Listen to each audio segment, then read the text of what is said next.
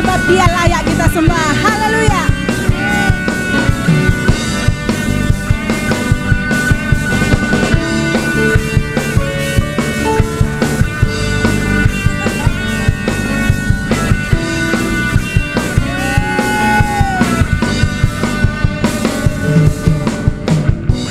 Firman terangi jalanku,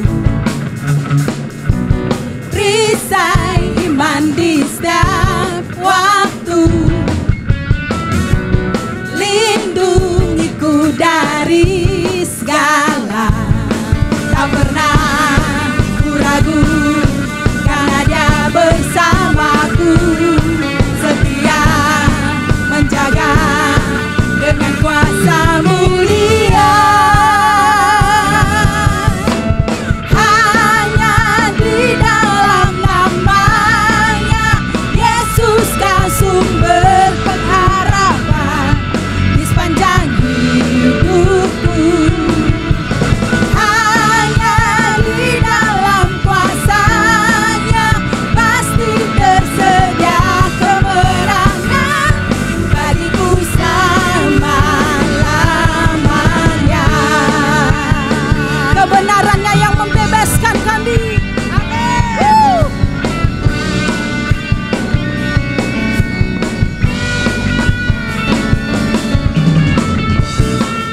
Kebenaran yang bebaskan selalu berikanku kekuatan hadapi segala tantangan. Tak pernah ku ragu karena Dia bersamaku, setia menjaga dengan kuasa mulia. Hanya di dalam namanya Yesus kau sumber pengharapan di sepanjang hidupku. Hanya di dalam kuasanya pasti tersedia kemenangan bagiku selama-lamanya.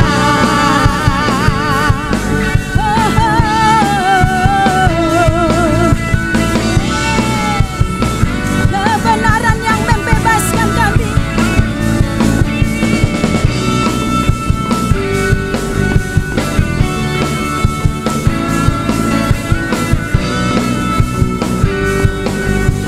Dalam namanya, Dalam namanya ada pengharapan, dalam kuasanya kemenangan. dalam nama Yesus. Dalam namanya ada pengharapan, dalam kuasanya kemenangan. Semuanya. Hanya di dalam namanya Yesus kau sumber pengharapan di sepanjang. Semuanya katakan hanya dalam nama Yesus saja. Hanya di dalam kuasanya pasti tersedia kemenangan bagiku selamanya. Hanya di dalam namanya Yesus kau sumber pengharapan Di sepanjang hidupku. Hanya di dalam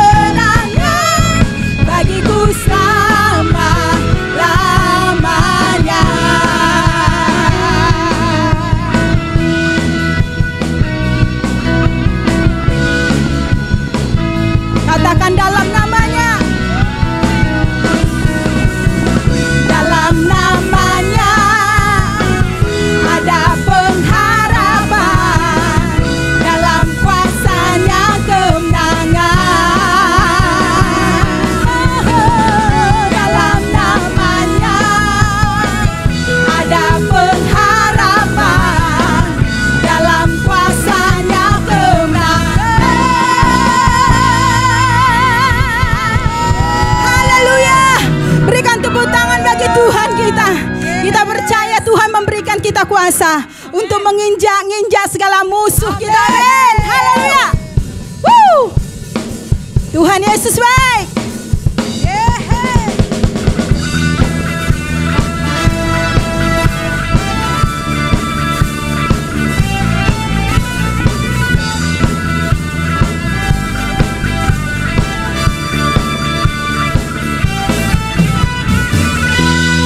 Firman-Mu, kebenaran-Mu, itulah kekuatanku. Iman dan keadilan menjadi perlindunganku. Ku tahu lawanku tak berkuasa atasku. Di dalam nama-Mu ku pegang kemenangan semuanya. Haleluya. Sebab itu ambillah senjata Allah di dalam kuasa dan semuanya kakinya. Takkan ku injak-injak iblis di kakiku di dalam kuasa. Sebab itu ambillah. Sebab itu ambillah senjata Allah di dalam kuasa namanya. Takkan ku injak-injak iblis di kakiku di dalam kuasa namanya.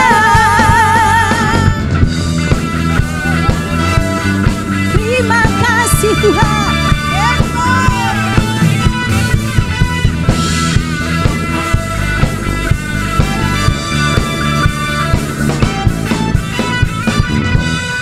Firman-Mu, kebenaran-Mu, itulah kekuatanku. Amin. Iman dan keadilan menjadi perlindunganku.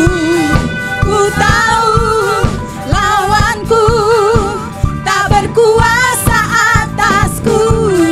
Di dalam nama-Mu ku pegang kemenanganku. Sebab itu ambillah senjata Allah di dalam kuasa. Semuanya kakinya.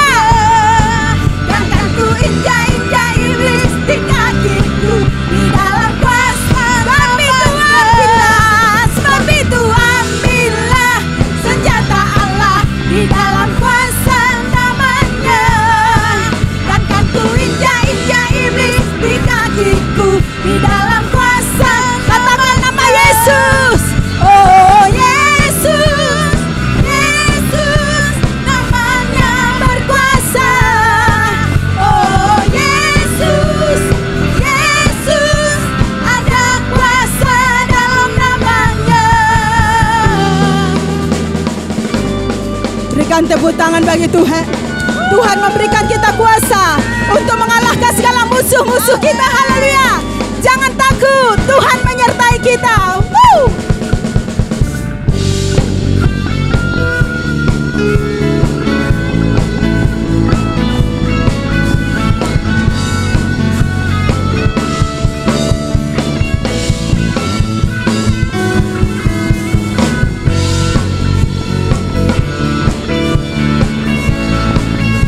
Mari sama-sama katakan. Haleluya. Sebab itu ambillah senjata Allah di dalam kuasa namanya. Takkan ku injak-injak iblis di kakiku di dalam kuasa. Sebab itu ambillah. Sebab itu ambillah senjata Allah di dalam kuasa namanya. Takkan ku injak-injak iblis di kakiku di dalam kuasa. Katakan sebab itu ambillah. Sebab itu ambillah senjata Allah di dalam kuasa namanya. Semuanya kakinya. Takkan ku injak-injak Haleluya. kakiku di dalam kuasa. Sebab itu ambillah. Sebab itu ambillah senjata Allah di dalam kuasa namanya. Takkan ku injak-injak iblis di kakiku di dalam kuasa namanya.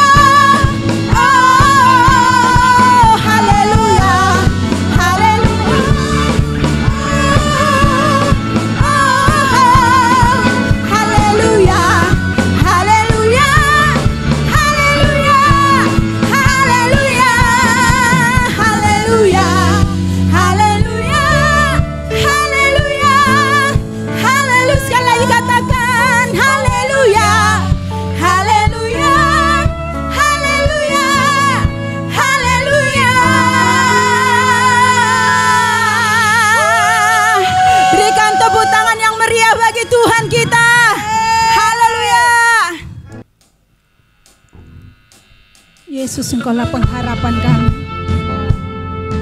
Sebab itu kami tidak pernah takut. Haleluya.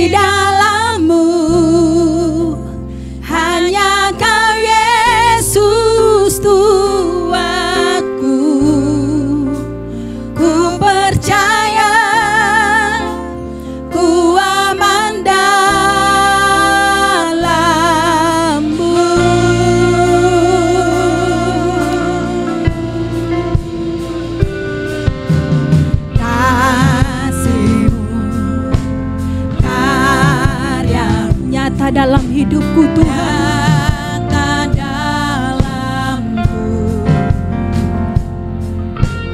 Kau pegang hidupku dalam tanganmu.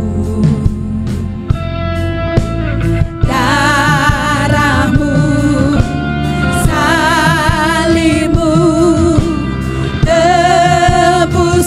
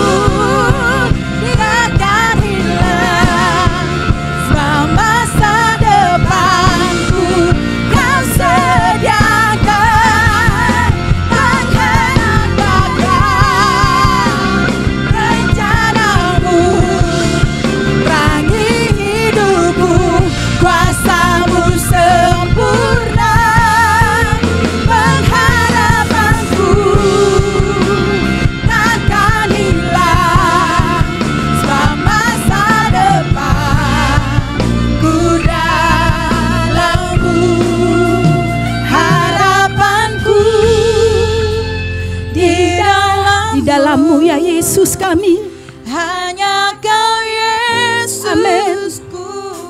Kami percaya hanya kepadamu.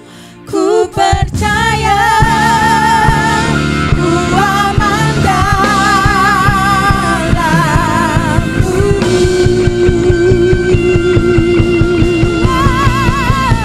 Harapanku di dalammu, hanya Yesus kuatku. Ku percaya, ku aman dalammu.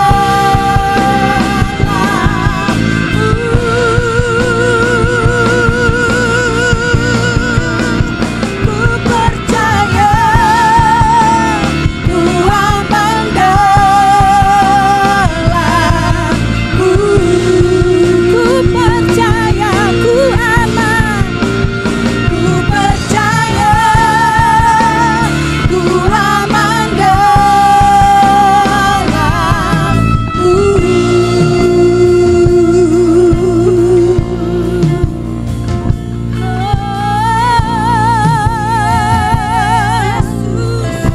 Ku percaya kami aman di dalam tangan-Mu. Kami aman bersama-Mu Tuhan. Kami aman bersama-Mu, sebab Kau Allah El Shaddai.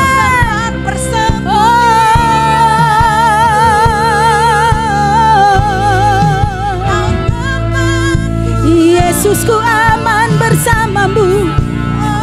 Ku tak takut sebab Kau sertaku. Persembunyian bagi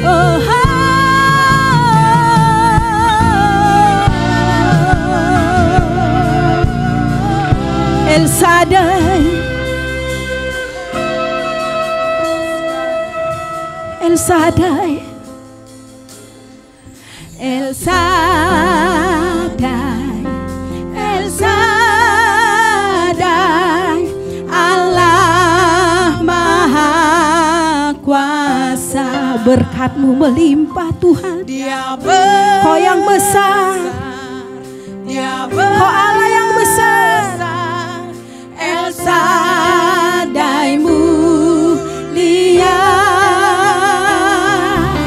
El Shaddai, El Shaddai, Allah Maha Kuasa. Berkat-Nya melimpah, El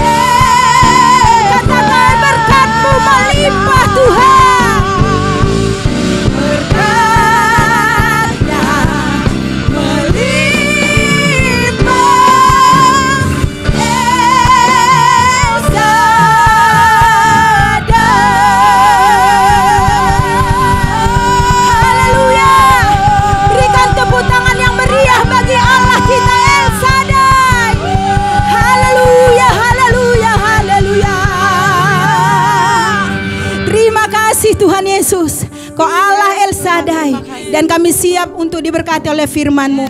Berfirmanlah di dalam nama Tuhan Yesus Kristus. Kita sama-sama katakan amin. Amin. Selamat hari Minggu keluarga MDC Batam, dan selamat hari Minggu juga buat saudara-saudari semua yang punya kesempatan untuk mengikuti ibadah online hari ini. Kiranya damai dan sejahtera dari Tuhan kita Yesus Kristus senantiasa melimpah dalam kehidupan kita semua. Baik, bulan ini kita akan belajar tentang doa yang dikabulkan. Alkitab mengajarkan kita beberapa syarat dari doa yang dikabulkan. Mulai dari minggu yang pertama sampai minggu yang ketiga, kita sudah belajar 3 syarat agar doa kita dikabulkan. Ketiga syarat itu adalah yang pertama, berdoa dalam nama Yesus. Yang kedua, berdoa dengan sikap hati yang benar. Dan yang ketiga, berdoa dengan iman.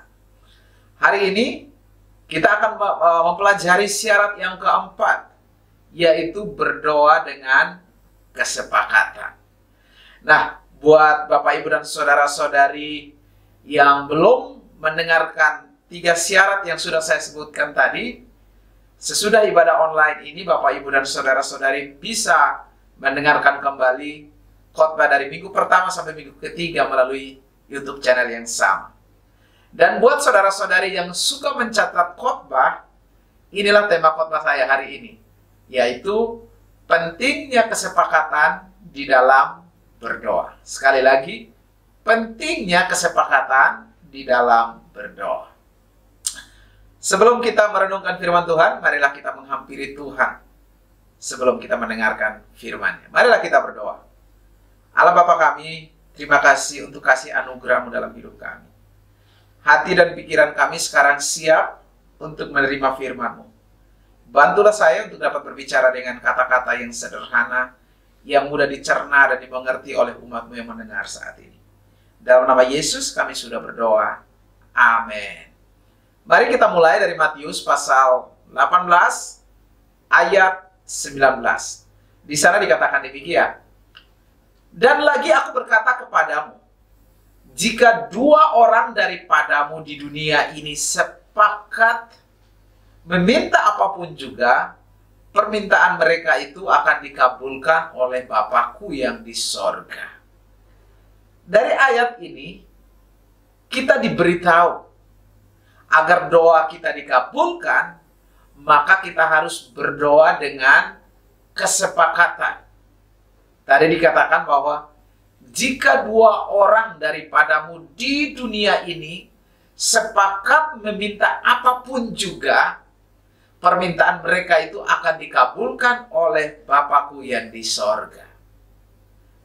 Apa sih artinya kesepakatan itu? Mengapa Tuhan menyuruh kita untuk berdoa dengan kesepakatan supaya doa kita dijawab oleh-Nya? Bapak, Ibu, dan saudara-saudari sekalian, kalau kita berbicara tentang kesepakatan, maka kita sedang berbicara tentang kebersamaan, unity, atau kesatuan. Bukan kesendirian, bukan individu, tetapi kelompok. Bukan 1 orang, tetapi 2 orang. Itulah kesepakatan. Dan Tuhan berkata, kalau Anda bersepakat dengan orang lain di dalam berdoa, maka Tuhan akan menjawab doa Anda. Nah, konsep tentang kesepakatan ini atau kebersamaan, unity ini adalah konsep yang Tuhan sendiri tawarkan kepada manusia. Ini merupakan konsepnya Allah sendiri. Itu adalah cara Allah sendiri. Nah, saya ingin mengajak kita untuk memperhatikan dengan baik apa yang Alkitab katakan tentang kesepakatan atau kebersamaan, kesatuan atau unity.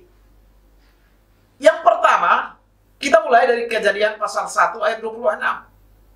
Perhatikan apa yang terjadi dalam Kejadian 1 ayat 26. Di sana dituliskan demikian. Berfirmanlah Allah, baiklah kita menjadikan manusia menurut gambar dan rupa kita. Kata kita, sekali lagi, kata kita kita yang muncul dalam ayat ini berbicara tentang kesepakatan antara lebih dari satu orang. Kata kita yang tadi kita temukan dalam Kejadian 1 ayat 26 ini berbentuk jamak, bukan tunggal. Artinya lebih daripada satu orang. Ini merupakan konsep yang pertama kali Tuhan sendiri perkenalkan kepada kita tentang kebersamaan, kesepakatan. Tuhan berencana lebih dahulu. Allah Bapa, Allah Anak, dan Allah Roh Kudus mereka berunding, sepakat bersama-sama, berencana bersama-sama untuk membentuk manusia. Jadi sebelum manusia dibentuk, ada kesepakatan lebih dahulu. Mereka bersama sepakat untuk berencana dan membuat manusia. Itulah yang pertama. Yang kedua adalah Kejadian 2 ayat 18. Di dalam kitab Kejadian 2 ayat 18 itu juga dituliskan bahwa Tuhan Allah berfirman, tidak baik kalau manusia itu seorang diri saja. Dalam ayat ini kita dapati bahwa menurut Tuhan tidak baik kalau manusia itu hidup seorang diri saja. Artinya lebih baik kalau manusia hidup bersama-sama. Jadi kita sudah lihat bahwa Kejadian 1, Kejadian 2, penekanannya bukan kepada individu tetapi kepada kelompok, kebersamaan. Dan yang ketiga di dalam Pengkhotbah pasal 4 ayat 9 dan 12 dikatakan demikian. Berdua lebih menguntungkan daripada seorang diri. Berdua lebih menguntungkan daripada satu orang saja. Kenapa? Karena kalau mereka bekerja, dikatakan, hasilnya akan lebih baik. Dan kalau yang seorang jatuh, yang lain dapat menolongnya. Tetapi coba bayangkan, kalau seorang jatuh, padahal ia sendirian, tidak ada yang mengangkat dia. Maka apa? Celakalah dia. Kenapa? Karena tidak ada yang dapat menolong dirinya. Pada malam hari yang dingin, dua orang tidur berdampingan dapat saling menghangatkan. Tetapi bagaimana orang bisa menjadi hangat kalau sendirian? Dua orang bepergian bersama dapat menangkis serangan. Tetapi orang yang sendirian mudah dikalahkan. Dan dikatakan, 3 utas tali yang dijalin menjadi satu sulit untuk diputuskan. Itulah dasar-dasar Alkitab mengenai kebersamaan. Dan yang keempat juga kita temukan dalam Mazmur 133, Mazmur 133 ayat 1-3 dikatakan demikian. Nyanyian ziarah Daud. Sungguh alangkah baik dan indahnya. Sekali lagi. Sungguh alangkah baiknya dan indahnya apabila saudara-saudara hidup diam bersama dengan rukun. Ayat 3 dikatakan demikian. Sebab kesanalah Tuhan memerintahkan berkat kehidupan untuk selama-lamanya. Nah, artinya apa sih? Artinya dalam kesatuan itu ada berkat Tuhan. Dan Tuhan sendiri yang akan memerintahkan berkat kehidupan untuk Anda dan saya. Yang kelima, kesepakatan itu adalah syarat dari doa yang dikabulkan. Nah, dari ayat-ayat yang baru saja kita baca ini, kita dapat mengambil kesimpulan mengapa kita harus bersepakat. Yang pertama itu adalah kesepakatan itu adalah idenya Tuhan, konsepnya Tuhan. Yang kedua, Tuhan memang suka dengan kebersamaan, kesepakatan. Yang ketiga, kesendirian atau sendiri itu tidak baik, kata Alkitab. Kejadian 2 ayat 18 tadi sudah dikatakan bahwa Tuhan sendiri bilang apa? Enggak baik kalau manusia itu seorang diri. Yang keempat itu apa sih? kesepakatan atau kebersamaan itu mendatangkan berkat Tuhan. Itu yang tadi disebutkan dalam Mazmur 133. Bahwa alangkah baik dan indahnya kalau kita kumpul bersama bersepakat. Kenapa? Karena di sanalah Tuhan yang akan memerintahkan berkat-Nya. Wow, luar biasa bukan? Yang kelima, kesepakatan itu adalah syarat dari doa yang dikabulkan. Nah, Anda tahu, iblis, si jahat, tidak suka kalau melihat umat Tuhan itu hidup dalam kesepakatan dan kebersamaan. Iblis memang tidak suka. Kenapa? Karena itu idenya Tuhan, kebersamaan. Dan iblis juga tahu kalau pada saat kita bersama, maka Tuhan akan memerintahkan berkat. Itu sebabnya saudara-saudari, iblis itu melakukan berbagai cara. Untuk apa? Untuk menghancurkan kebersamaan kita dengan Tuhan. Iblis mulai bikin keributan di dalam gereja, di dalam rumah tangga. Akhirnya kita hidup saling musuh-musuhan. Sehingga yang tadinya kebersamaan itu mendatangkan berkat Tuhan, iblis menghancurkannya sehingga kita tidak mendapatkan berkat Tuhan. Salah satu senjata iblis itu adalah menggoda kita untuk selalu melakukan kesalahan. Makanya jangan heran kalau setiap hari kita selalu digoda untuk melakukan dosa dan kesalahan. Supaya apa? Supaya kita jangan termakan oleh godaan iblis. Maka Alkitab itu memberitahu kita caranya. Yaitu kita harus berusaha untuk memelihara kebersamaan kita dalam keluarga Allah. Efesus 4 ayat 3 dalam terjemahan sederhana Indonesia menulis demikian. Kita sudah dipersatukan dan hidup bersama-sama dengan damai karena kita semua sudah menerima Roh Kudus. Oleh karena itu, teruslah berusaha apa? Memelihara kesatuan itu. Selanjutnya juga dalam 1 Korintus 1 ayat 10 juga menulis demikian. Saudara-saudara, saya sungguh memohon dalam Tuhan kita Yesus Kristus, supaya kalian seia sekata dan tidak terpecah belah. Biarlah kalian sungguh-sungguh bersatu, sehati dan sepikir. Jadi saya ingin katakan demikian.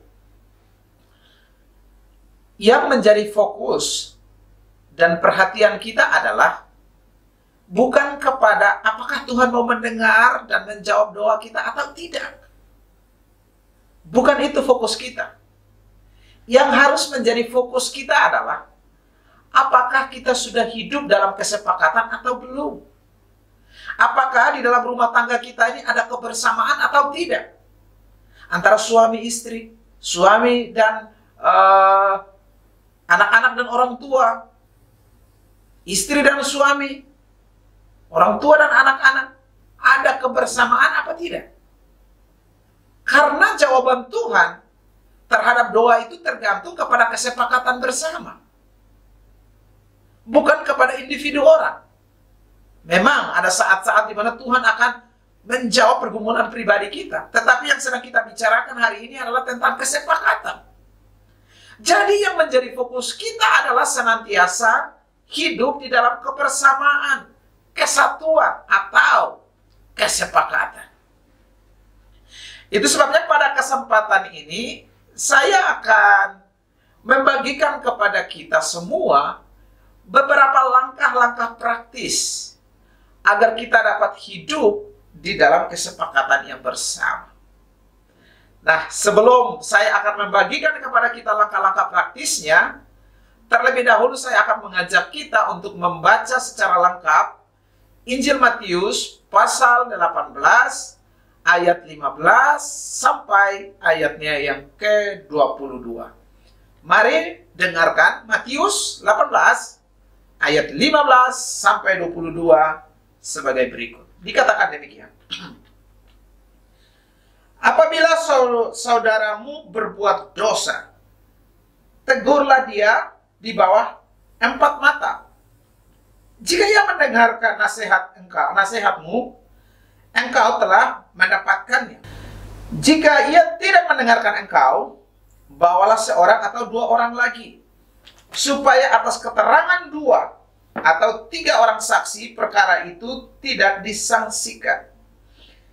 Jika ia tidak mau mendengarkan mereka, sampaikanlah soalnya kepada jemaat. Dan jika ia tidak mau juga mendengarkan jemaat, pandanglah dia sebagai orang yang tidak mengenal Allah atau seorang pemungut cukai. Aku berkata kepadamu, sesungguhnya apa yang kamu ikat di dunia ini akan terikat di sorga, dan apa yang kamu lepaskan di dunia ini akan terlepas di sorga. Dan lagi aku berkata kepadamu, jika 2 orang daripadamu di dunia ini sepakat meminta apapun juga, permintaan mereka itu akan dikabulkan oleh Bapakku yang di sorga. Sebab di mana 2 atau 3 orang berkumpul dalam namaku, di situ aku ada di tengah-tengah mereka. Kemudian datanglah Petrus dan berkata kepada Yesus, Tuhan, sampai berapa kali aku harus mengampuni saudaraku jika ia berbuat dosa terhadap aku? Sampai 7 kali? Yesus berkata kepadanya, bukan, aku berkata kepadamu, bukan sampai 7 kali, melainkan sampai 70 kali 7 kali. Saudara-saudari sekalian, dari ayat-ayat ini kita akan mendapatkan langkah-langkah praktis untuk kita tetap hidup bersama dan rukun. Apakah langkah-langkah praktis tersebut? Yang pertama adalah agar kita tetap bersatu, maka jangan lakukan kesalahan. Saya ulang, jangan lakukan kesalahan. Matius 18 ayat 15 tadi yang baru saja kita baca dikatakan demikian. Apabila saudaramu berbuat dosa, tegurlah dia di bawah 4 mata. Coba pikirkan, mengapa ada teguran? Kenapa ayat itu dikatakan ada teguran? Jawabannya karena ada dosa dan kesalahan. Ada dosa dan kesalahan, makanya ada teguran.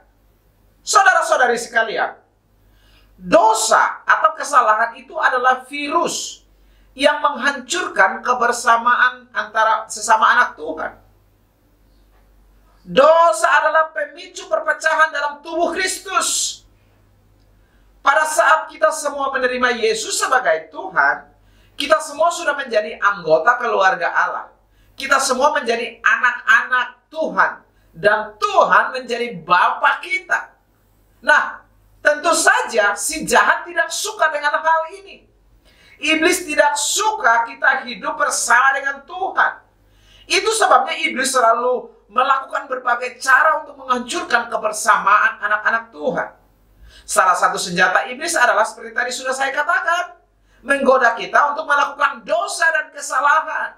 Makanya jangan kaget, jangan heran, jangan juga pusing. Karena apa? Setiap hari kita selalu digoda untuk melakukan dosa dan kesalahan. Nah, supaya kita jangan termakan oleh godaan dari iblis ini, maka Alkitab itu kasih tahu kita cara-caranya. Yaitu apa? Kita harus berusaha untuk memelihara kebersamaan kita di dalam keluarga Allah dengan senantiasa bersandar kepada firman Tuhan dan kuasa Roh Kudus. Kalau perhatikan di dalam Matius pasal 4, dikatakan bahwa satu kali Yesus dicobai oleh iblis. Setelah dia berpuasa 40 hari, kemudian dia dicobai oleh iblis. Dan Alkitab memberitahu kita bahwa Yesus sanggup mengalahkan godaan iblis dengan firman Tuhan. Jadi senjata kita adalah firman Tuhan. Kita harus melawan godaan si jahat dengan firman Tuhan. Itu sebabnya rajin-rajinlah bacalah Alkitab itu. Jangan biarkanlah Alkitab itu menjadi debu. Kalau zaman sekarang kan Alkitab nggak dalam bentuk buku kan, bisa di-download di aplikasi. Jangan cuma penuhi handphone Anda dengan aplikasi-aplikasi yang tidak terlalu penting. Prioritaskanlah Alkitab, aplikasi-aplikasi yang ada renungan harian. Itulah yang mesti kita isi di dalam handphone kita.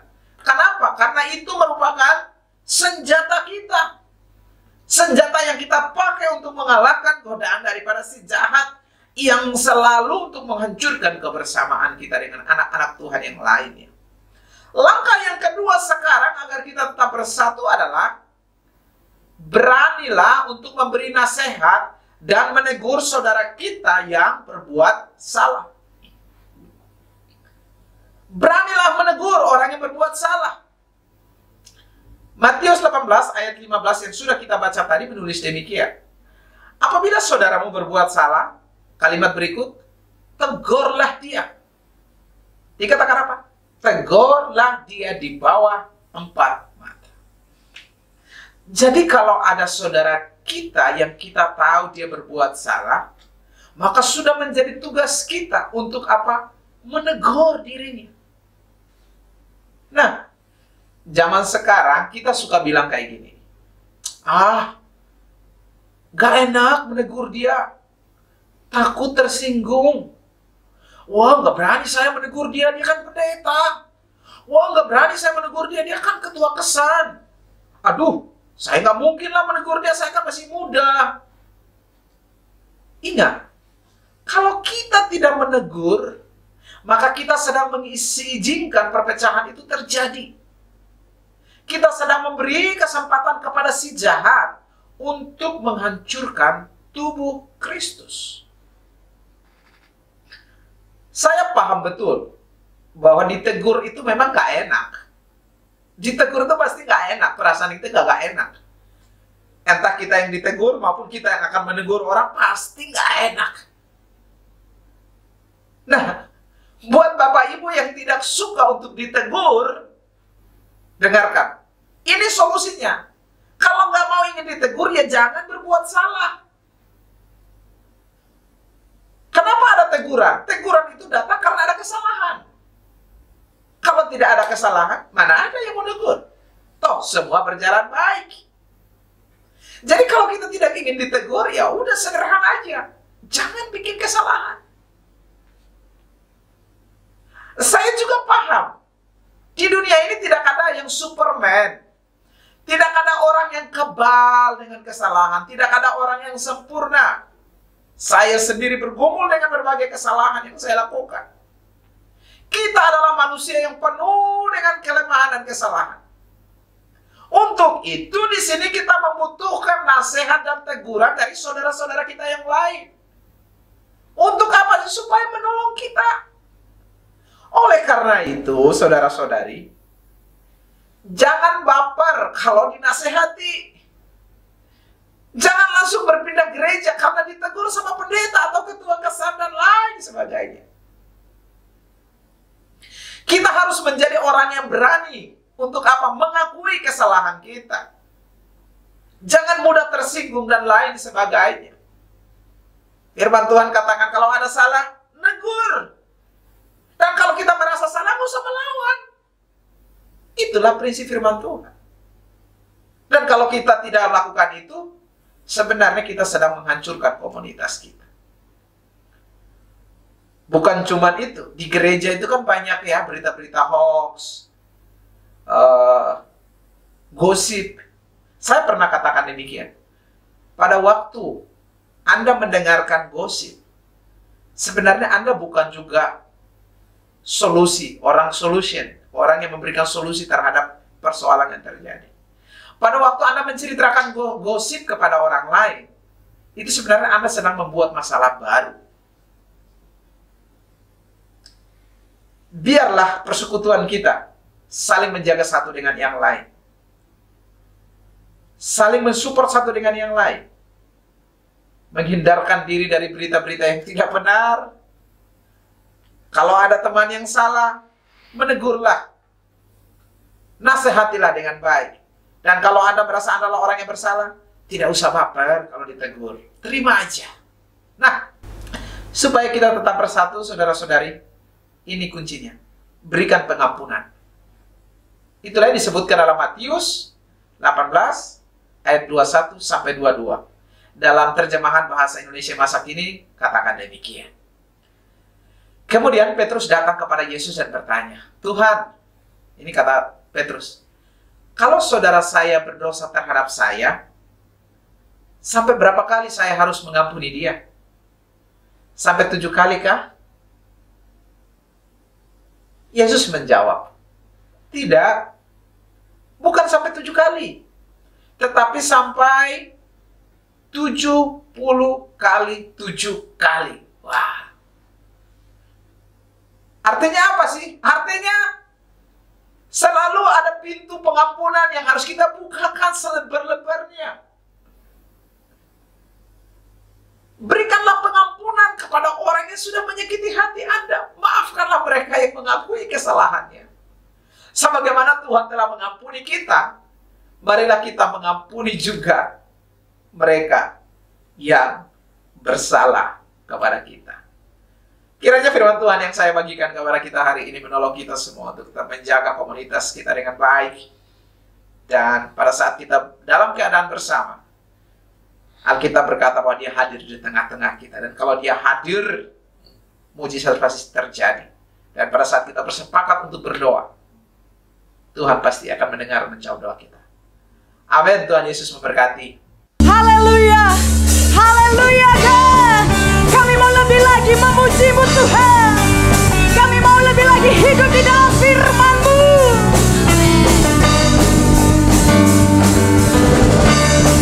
Yes Lord, haleluya.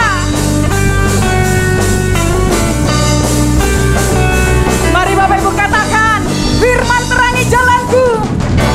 Firman terangi jalanku, perisai iman di setiap waktu, lindungiku dari segala. Tak pernah kami ragu Tuhan. Bersamaku setia menjaga dengan kuasa mulia. Di dalam namanya Yesus dan sumber pengharapan di sepanjang hidupku. Hanya di dalam kuasa-Nya pasti tersedia kemenangan bagiku selama-lamanya.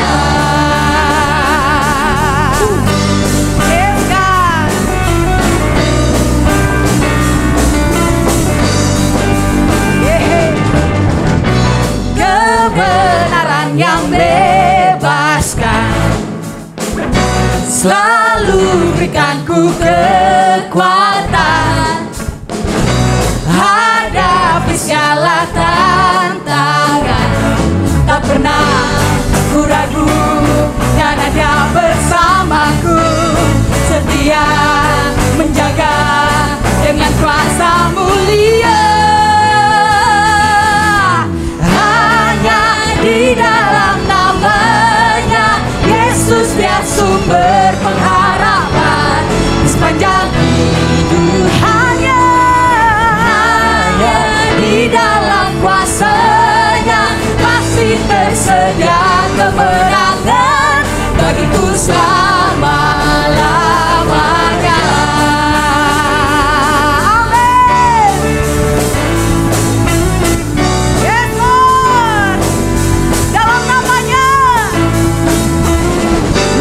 Namanya ada pengharapan, dalam kuasa-Nya kemenangan. Hanya di dalam namanya Yesus Dia sumber pengharapan di sepanjang hidup. Katakan hanya di dalam kuasa-Nya. Hanya di dalam kuasa-Nya pasti tersedia kemenangan bagiku selamanya. Hanya di dalam namanya Yesus Dia sumber pengharapan di sepanjang hidupku. Hanya di dalam kuasa-Nya pasti tersedia kemenangan bagiku selama-lamanya.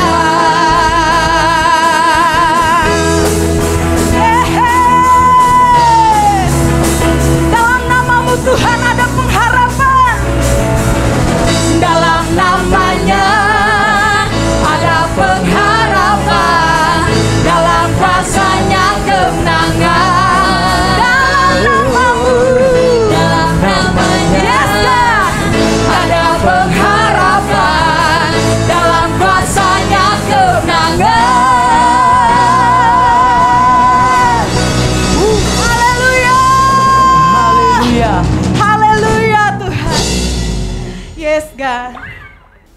Marilah kita berdoa sekarang. Tuhan, terima kasih untuk firman Tuhan yang datang kepada kami hari ini, yang menolong kami semua untuk dapat hidup di dalam kesatuan. Dari awal Engkau sudah menunjukkan kepada kami bagaimana pentingnya hidup dalam kesatuan. Dan Engkau juga berkata bahwa tidak baik kalau manusia itu seorang diri. Dan itu sebabnya kami perlu hidup dalam komunitas. Tetapi kami juga tahu bahwa si jahat tidak suka dengan kebersamaan. Dia selalu berjuang untuk menghancurkan komunitas kami. Itu sebabnya kami berdoa, Roh Kudus mampukan kami, menolong kami untuk saling menjaga satu dengan yang lain. Terima kasih buat kebaikan-Mu, buat firman Tuhan yang datang kepada kami semua. Sekarang saya berdoa kepada seluruh umat-Mu dalam segala pergumulan, beban mereka. Ya Tuhan, berikanlah kedamaian-Mu, berikanlah berkat-Mu, mujizat-Mu atas kehidupan mereka semua. Bangsa dan negara ini kami serahkan dalam tangan kasih anugerah-Mu. Tuhanlah yang memberkati bangsa ini ya Bapa. Segala pergumulan daripada anak-anak khususnya dalam pendidikan mereka, mereka yang sedang menantikan hasil yang baik, sedang bergumul dengan sekolah mereka, Bapak berikanlah anak-anak-Mu sekolah yang baik, sesuai dengan apa yang mereka harapkan ya Bapak. Mari angkat tangan kita semua Bapak, Ibu, dan Saudara-saudara dimanapun berada. Terimalah berkat dari Allah Bapa, kasih dari Tuhan Yesus, persekutuan dengan Roh Kudus. Dimanapun Anda berada, dimanapun kita berada, kemanapun kita pergi, kiranya kehidupan kita menjadi berkat bagi banyak orang. Dalam nama Tuhan Yesus, semua kita percaya katakan amin.